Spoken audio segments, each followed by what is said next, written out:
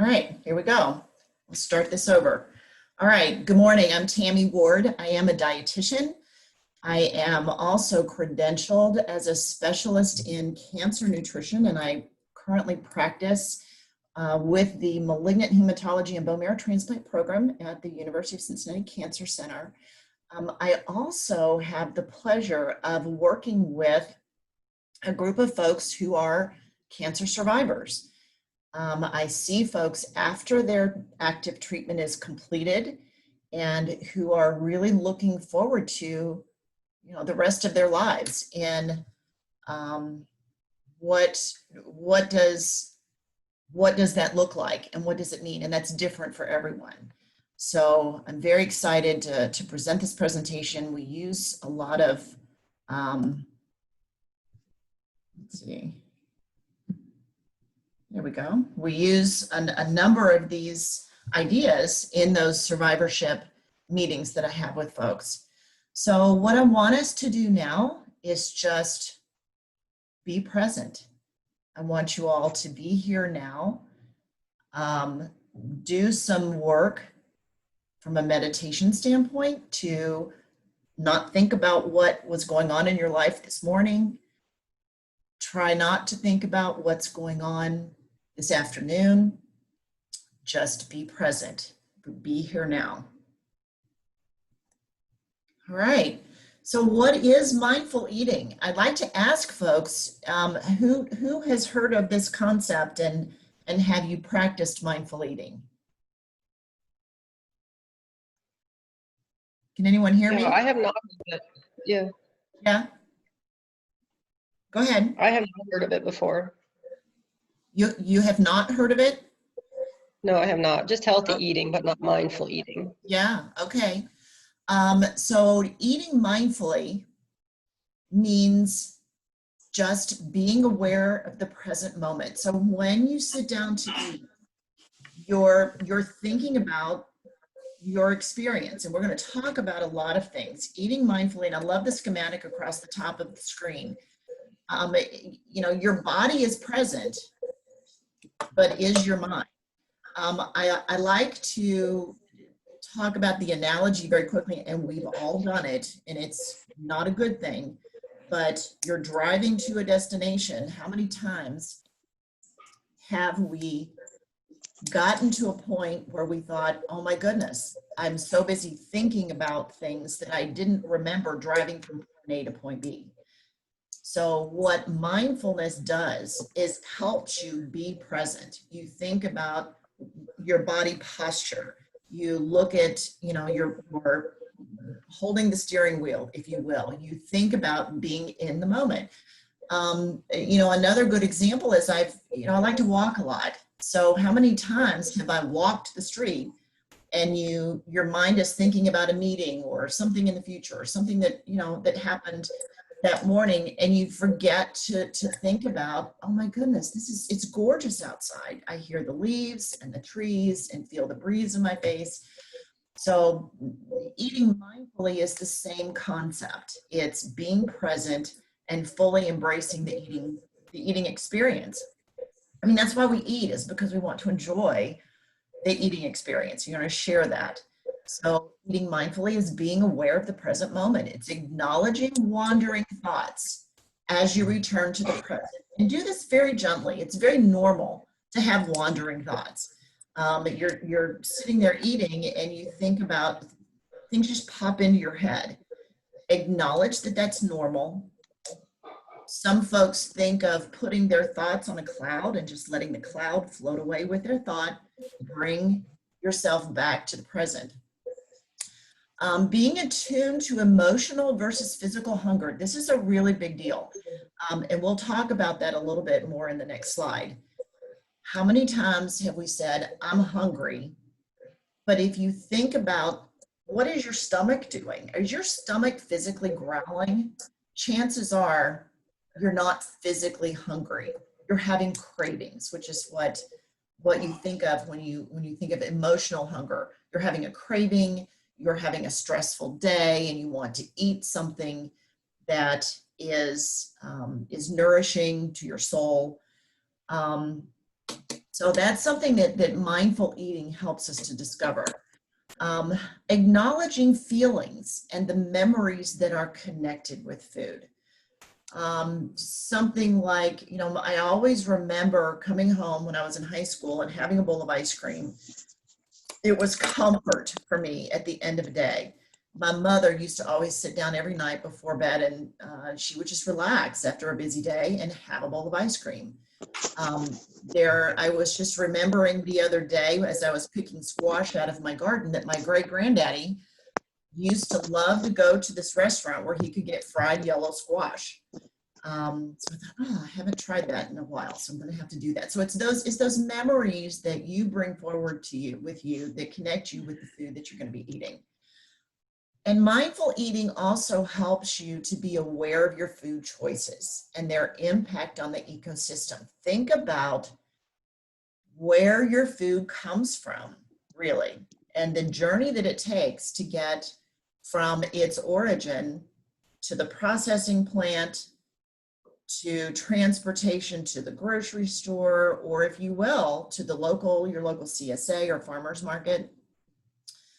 Or if you garden, what does it take in terms of effort to tend your garden, to plant, to weed, to fight the pests, to water your garden, and think about that impact. Thinking about that impact is what really mindful eating is. So I love this picture. That's so peaceful. To just be in the moment. You've gone through the effort to think of what you want to eat based on what your cravings are, your desires, what food is going to really nourish your body. And then you sit down and you get through your meal and you don't even realize whether you've enjoyed it or not. So just be in the moment, relax, be peaceful. Mindfulness means paying attention in a particular way on purpose in the present moment and non-judgmentally. And I love that statement. So non-judgmentally means, if you're really having trouble keeping all of these other thoughts out, don't beat yourself up about it. Just this is something that really takes practice. It's a journey. And I would encourage you to embrace bits and pieces of it as you move forward and see how they work for you. So benefits of mindful eating. We know that mindful eating aids in the digestive process. Okay, so a couple of things. We know that as you think about actually eating, your body physiologically starts producing saliva. Even as I'm thinking about this little piece of chocolate that I have sitting next to me here, my mouth gets moist. So your body knows that it's going to be eating something in a minute. So it will start producing saliva, which has digestive enzymes in it. Your pancreas, which produces digestive enzymes, starts producing these enzymes in advance of the food that's going to be put into your digestive system, your stomach, and then your small bowel. We also know that, how many of you have eaten a rushed meal and then you end up with indigestion afterwards? It happens. You're not chewing your food small enough, so you're swallowing big chunks of food. You're not giving your body the chance to produce the saliva, the digestive enzymes. The hydrochloric acid in your stomach is not ramping up to prepare to receive the food, to break it down, and you end up with digestion. We also know from some research that practicing mindful eating helps decrease incidence of IBS in some folks. So that's just something to think about. We know that being overweight increases cancer risk in general. But we also know that if you have had a diagnosis of breast cancer, that being overweight increases your risk of recurrence of breast cancer. So there have been some interesting research that's been done that show that mindful eating as a weight loss program can be effective for weight reduction and maintenance in some women following breast cancer treatment. There are a number of research studies out there now that are showing that folks who are able to practice mindful eating versus standard weight loss programs actually take in less calories, they take in less fat, they experience increased enjoyment of their food, increased satiety, they slow down, they feel fuller, faster, they're more able to enjoy the food that they're eating, so they don't feel that they need to eat more. So it's really some very interesting research to look at and things to consider.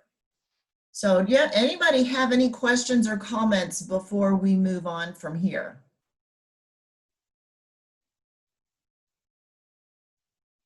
No? Can everyone still hear me okay? Hello? Yes, yes, I can hear you. Yes. Okay, all right, good, good. We have a quiet bunch today. Please don't hesitate to chime in. So we're going to go on ahead and start thinking about our experience.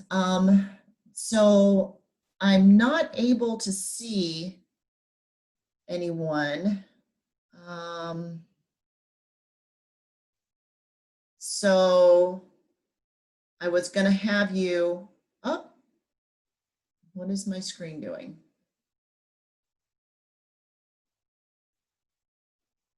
Well, it annotated and I don't know why it did that. I'm sorry. So we're going to think about our experience. Now, I brought a piece of wrapped chocolate today. Who else brought wrapped chocolate? Did you bring wrapped chocolate or did you bring a raisin? What are some things that you brought for the experience today? I have chocolate. Okay, anyone else? I have a little chocolate, some nuts. And some nuts. Is it chocolate with nuts or is it chocolate and nuts? It's like a trail mix, dark Ah. chocolate with almonds and cashews and walnuts. Interesting. Okay. Anyone else? Okay. So what we're going to start thinking about as you eat your meal, or as you think about these pre-thoughts or emotions, think about your environment. And this is something that I want you to think about in terms of where are you when you eat breakfast, or where are you when you do lunch or dinner and so forth. Just think about the environment. I'm sitting in my home office right now. The house is quiet.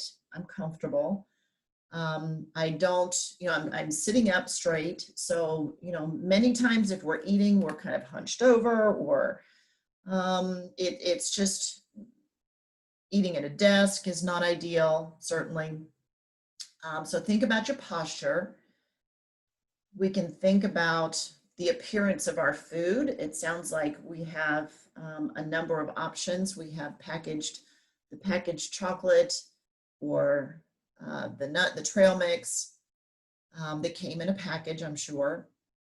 Surrounding smells and sounds. I know that I counsel folks quite frequently who may be having troubles with eating and taste concerns. The smells that are around us absolutely affect our ability to taste accurately. So thinking about the smells, if you're in a restaurant, for instance, think about, are you smelling the smell of the food coming in from the kitchen? Are you smelling the, perfume of the woman in the table next to you? Or, all of that plays into our eating experience. The sounds as well. Now, my sounds right now there are no sounds. No one's in the house with me at the moment. And, but if I'm at work, we'll have, certainly coworkers and, folks talking on the phone and so forth. I also like to encourage folks to think about and consider the origin of the food, the purchase, the prep. And this is a big deal. So for instance, with a raisin, you go back and you think a raisin is a dried grape. So a farmer had to plant that rootstock, grow the grape, water it, tend it, manage the soil, if you will, then pick the grapes. Someone has to pick the grapes. You may have a team to pick the grapes, and shipped them to a processing plant of some sort where they're cleaned, and so on and so on. So you kind of get the point of that. With my wrapped piece of chocolate today, as I was preparing for this presentation, I got the package. So it was a package of wrapped chocolates, and the top of the package was actually folded over and there was adhesive on it. And I was struggling to get this adhesive off. And I thought, oh my goodness, what am I doing with the environment? What is the impact of the environment on this packaging? Because there had to be raw materials involved to produce this adhesive and put the adhesive on this package. And I was having trouble getting it open. So I ran into the kitchen, got a pair of scissors to open the package. And, the packaging had to be produced somewhere. So, I mean, this package of chocolate was it's very intensive in terms of its packaging and the impact that it may have on the environment. Not something that I do on a normal basis. Food origin could also be from a local farm. CSA, it could be from my garden. I take my colander out to the garden and pick food, but I think about all the thought that went into what am I going to plant in my garden this year, starting my seeds, putting them out, paying attention to the weather, watering, protecting them from freezes like we had a late freeze this year. Then you think about the purchase. If you're purchasing your food at the grocery store, you have to get to the grocery store. Think about what you're going to do when you go in, what purchases you're going to make, what choices you have. And then you get home and you actually have to start prepping your food then. So all of that, it's really, when you think about how much effort actually goes into food origin, purchase, and prep, it's significant. And especially as we think about that during these current times of some shortages that we've experienced and why that's happened, it's can be overwhelming. So the next thing I want you to think about is the feel of, now I put utensil there, so if you're preparing to sit, if you are preparing to sit for a meal, you're likely going to have some kind of utensil unless you're eating a finger food, so to speak. Today, we're going to be using our fingers to eat, so we'll think about that. So we're going to now get more into the actual experience. So what I want you to do is to look at your food, and I'm going to look at my piece of chocolate here. Okay, have my chocolate. I'm going to open it. So everyone, go on ahead and start opening your package. If you had the trail mix, I'm sure that was in a package. You opened the package. Okay. This actually isn't all that easy to open it. So I'm opening it. I'm looking at the package. It has a shiny inside to it. And I'm thinking of the labor that it took to make this package. And put it down. I'm already getting a whiff of the chocolate. Is anyone experiencing the same thing?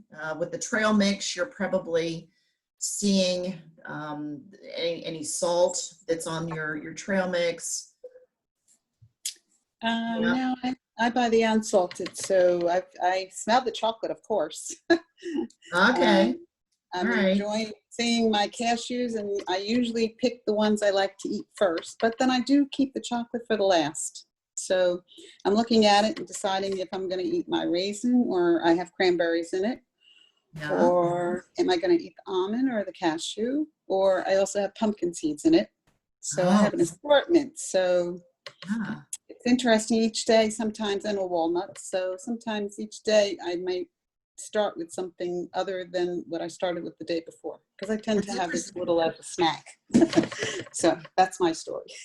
Yeah. And it's interesting. So, so every day that you have that, your thoughts about what you're going to start with are going to vary based on what your emotions say. What am I in the mood for today in terms of texture, taste? As you're talking, I'm thinking, oh, to combine a cashew with a raisin, or the cashew with a piece of chocolate, might be a good combination. Yes. I love pumpkin seeds too. That's a good choice. I'm actually feeling like I'm developing some saliva in my mouth. Is anyone's mouth kind of getting ready for this? Yes. Yeah. I did a presentation a few years ago in front of a very large crowd, actually, and I'm talking and explaining this saliva production, as you're getting ready to do this. And I'm actually tripping over my mouth because I'm producing saliva. It was funny, and everyone laughed, and you had the same experience. But that's your body getting ready. It's a very natural process. So what I want you to do is, let's look at the food first, and I'm going to look at my chocolate. It's actually a little molded square of chocolate that has the little symbol on the front of it. It's a dark brown. It's smooth on the back with the molded piece on the front. So those of you, when the folks who have the trail mix, you have the benefit of having something to eat there that has lots of different colors and textures and shapes and sizes. So you do have something that is varied, and that's a fun thing. It's a good thing. It's a pleasurable experience. So what I want you to do is we're going to go on ahead and take a taste, but I want you to think about what your body does to do that. I mean, you physically have to think about using your hand. I'm going to pick up my chocolate. You have to engage muscles in your arm to bring your food up to your mouth. You have to think about all of the muscles that are in your mouth to open your mouth and take a bite. Okay. Now bear with me while I'm trying to taste and chew. But think about, as you're chewing, what your tongue is doing while you're chewing. So your tongue is not only tasting, you feel your taste receptors activated. My sweet activators, or sweet taste buds, are activated. It's a good piece of chocolate. But think about your tongue. Your tongue is moving the food around your mouth. It's positioning the nuts, or the raisins, if you will, to be between your teeth so that you can chew. I love doing a raisin experiential, or any kind of dried fruit, because as you chew, you taste the flavor that's exuded from that dried fruit. I've had folks say, I've never quite tasted a raisin like that before, that it just really, they've never really tasted the full flavor profile of a raisin like they did with an experiential.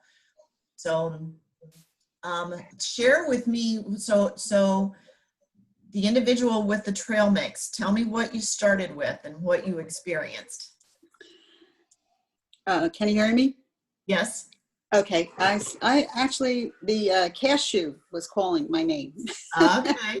So I went with the cashew. I had one in my pile, so I went with that. And surprisingly, I'm not overly hungry right now, so I did go with the cashew. Okay. And I'm doing okay. So surprisingly, I didn't go with the chocolate, because that usually calls my name why I go for the trail mix, because I'm looking for some chocolate. But today I went with the cashew. So it was tasty. It was very good. I I felt like I made the right choice.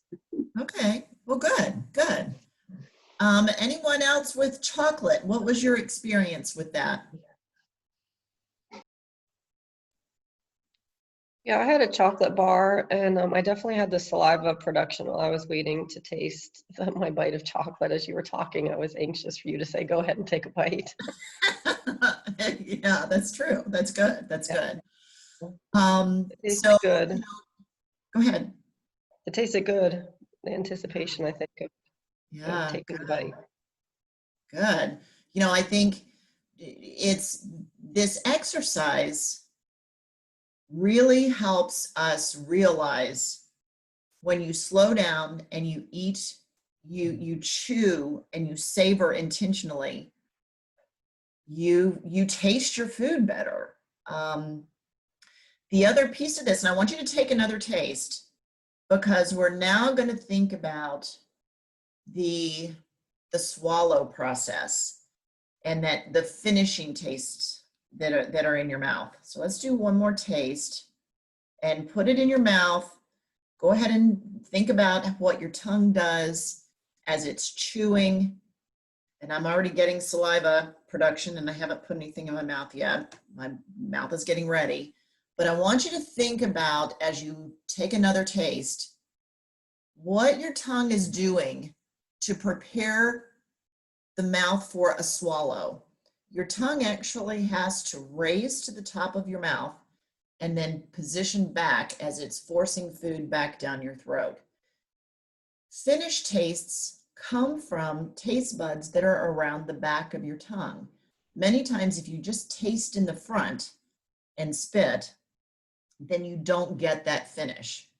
So we'll think about the swallow experience.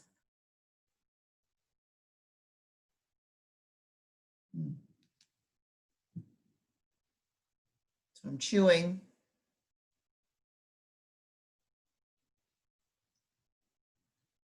My tongue is having to do some work to move it around. I like to kind of let the chocolate melt in my mouth a little bit and keep it on the surface of my tongue so that I can get a full taste sensation. And then you think about that swallow as it goes down your throat. And I think my post thoughts and emotions are, this is 72% cocoa, and I'm thinking that was a good choice. It's a good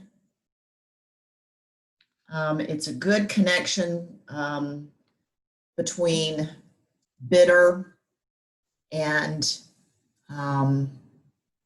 sweet. It's not too sweet, but it has a really nice flavor. It's creamy. It was a good taste. So anyone else, what did you choose something different for your next taste other than a cashew? Yes, I moved to the almonds, then I had a piece of chocolate. Then went to the pumpkin seeds. Okay. So yes, I know, yes, I could see what you're talking about, moving it around. And then I was enjoying the different tastes of each one, that some are totally different tastes, of course. They are. They are. If So you it's think, the environment, so one cashew to the next, so they're going to taste very similar, certainly because they're cashews, but they're going to absorb the flavors of things in their surroundings. You bring up a good point that when you eat foods in combination, the chocolate or the nut may enhance the flavor of the chocolate that you eat. So when you eat foods in pairs or in combination, it's going to change that taste experience. A lot of times I like to talk with folks when we do more healthy eating more fruits, vegetables.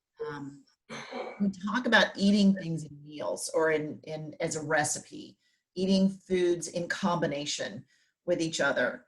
I used to work with an individual, was interesting, when I was pregnant with my daughter, and she brought in this tray of pickles, and cheese.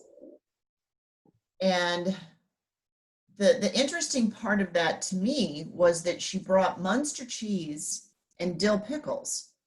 And I thought, ew, that combination sounds terrible. But she says, don't knock it till you tried it. So she said, take a bite of Munster cheese and kind of go through the same thing that we just did. Chew the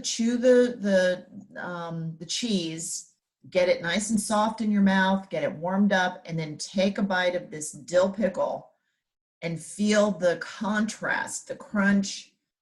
You have different types of savory. You've got some salt stuff going on there.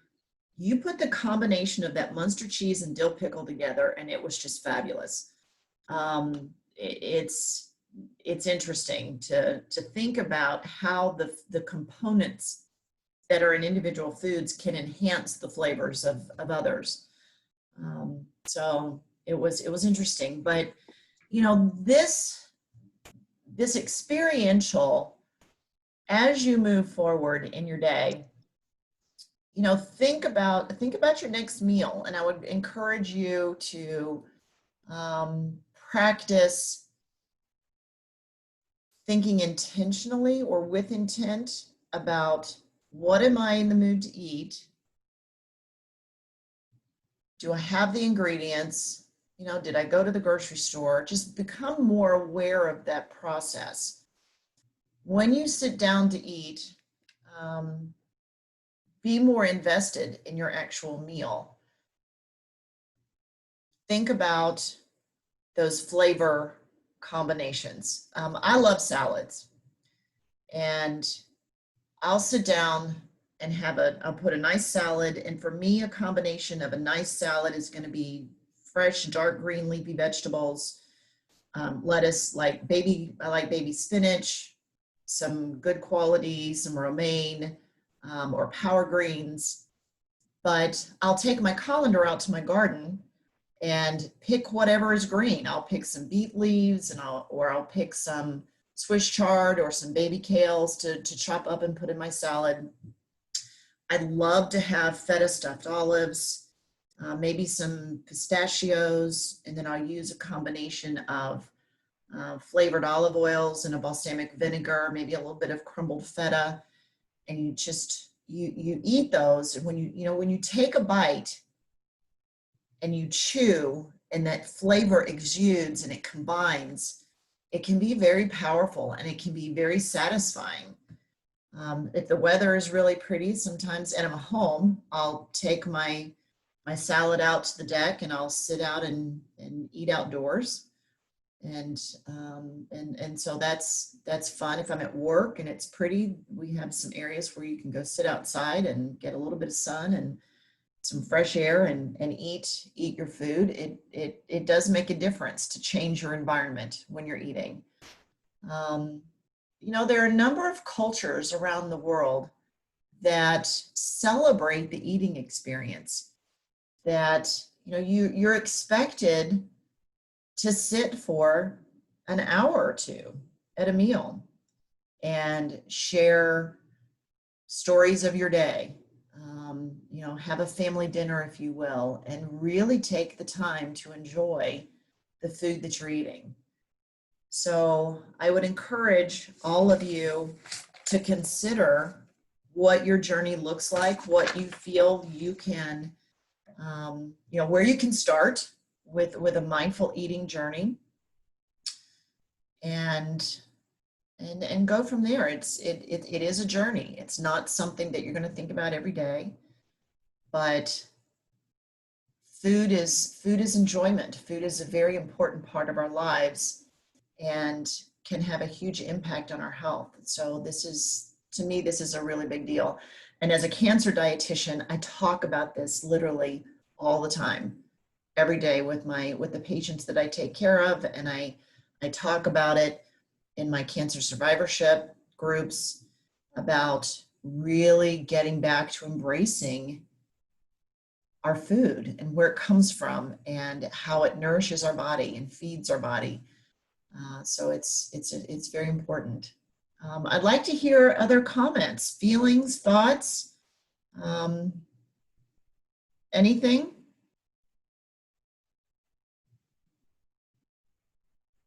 If anyone has any thoughts about where you would start in your journey, are you already on a journey with mindful eating, and share some of your practices? Anything?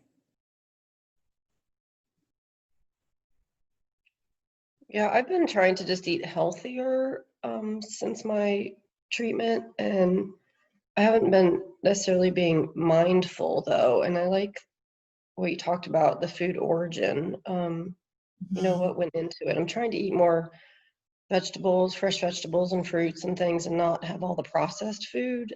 So that's part of, I think going forward, I'll be able to think more mindfully about the process that went into the food. And is this really good food that I should be eating, or should I be choosing something different? Yeah, no, I mean, so you've already been, I think, practicing mindful eating because you're already thinking about it to a degree. It's just not cognizant. You're not thinking, okay, I'm going to practice mindful eating, but you're already aware of it. That's huge. So, but there are so many other aspects of the mindful eating process to think about that, if we bring something new to your journey, that's fabulous. And yeah, processed food takes such a toll on the environment from if you will, a carbon footprint standpoint, but it's just not as good for you. And when you think about processed food, and I want to kind of back up and give a description of that, most food has to be processed to some degree to be available on the retail market for purchase. It may not be in a box, but it needs to be picked and cleaned and packaged, and even baby spinach in a bag is processed in some form. Milk it's still milk, but it's at least in the state of Ohio, it's been homogenized and pasteurized, but it's still milk. So I like to think about eating food that is as close to its natural form as possible. And so that's what we talk about, because when I say, when you say processed or real food, unfortunately to some folks, to say real food just means that it's tangible, you can touch it, but that doesn't mean that it's good for you. So you have already absolutely started down that journey of thinking about fueling your body with more whole foods and not processed foods, and that's fabulous. So good. Anyone else?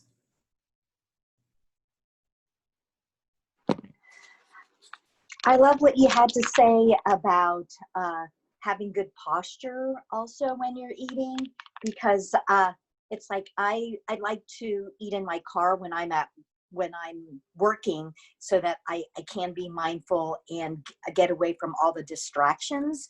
But I never thought of making sure that I'm sitting up straight, and so then it can be easier to metabolize into my system. And about the origin, I think that is really so important. And then it's easy to give thanks and have gratitude for even having a simple meal, even though it's in the car, like away from everybody, away from the distractions. And to me, that is like my safe place when I am at work. It's like nobody can get to me. I don't have to rush to go to a restaurant and just eat food just to sustain me, not because I want it, but because I need food to sustain, just to feel satisfied and to move on with my day. So thank you. No, you're very welcome. Posture is something we don't think about a whole lot. Sitting upright allows the food to leave your mouth, and it travels down the esophagus into your stomach. You're all hunched over, then your stomach is crowded. We know that folks that eat all hunched over tend to, you can actually choke more readily if you're not sitting in a good posture. You know, if your chin is not tucked appropriately, things are going to have a tendency to maybe go down the wrong pipe. So if you're thinking about good posture, then absolutely the food can enter that GI tract appropriately and get into the stomach, and you know, your GI tract can do its thing. And you know, I think the car, you're sitting in a car versus sitting at the table or sitting somewhere else. So I don't think that, you know, being in the car is a negative at all. It sounds to me like you've chosen a place that's very quiet and it's intentional, and it allows you to just put distractions aside so that you can relax and clear your mind and just kind of regroup and refocus. And that's, you know, that environment is different for everyone, but that's fabulous. Good points. Anyone else?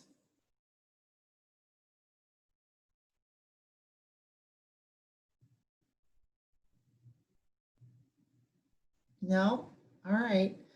Well, it's about 11:45, and I think we're going to go on ahead and wrap up here. I want to thank everyone for coming to the presentation today. Like I said, this is one that I'm very passionate about. Fueling your body with good food, really getting back to enjoying what you're eating, the eating environment, the mealtime. We eat for enjoyment, and many times we sit to eat and we just aren't enjoying because we're rushing through our meal, we're not paying attention, and it can have so many negative effects, as we've already shown. And eating mindfully not only helps improve your satiety and the quality of the meals and your emotional state, but it can help some folks reach a more healthy weight, which is important for cancer prevention moving forward. So this is something I talk about a lot and am very passionate about. So I'm happy that y'all were able to join me today. See if I can move my screen forward. And it's not going to move forward. And I don't know why it's not moving forward. There we go. So I've got some resources here if you want to look into this a little more in depth. The Center for Mindful Eating.org. I have livingwell.org. So there's some other spots. Headspace.com is actually an online site for mindful meditation practices, but it also has some segments on mindful eating.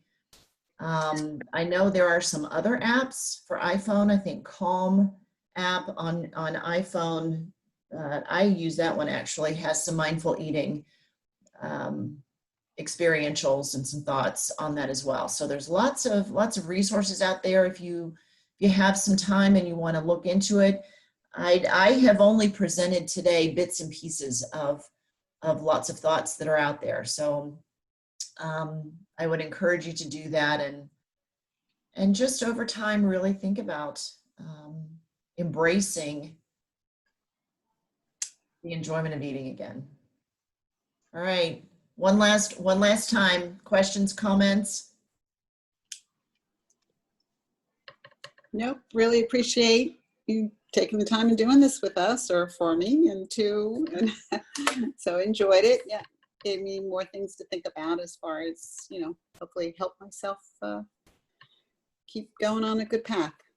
Perfect. That's beautiful. Thank you for sharing that. All right, y'all have a great rest of your day, and enjoy. Thanks, Tammy. All right, thank you. Thank you so very much. You're very welcome. Take care. Bye-bye. You too. Bye. Bye. Bye. Bye.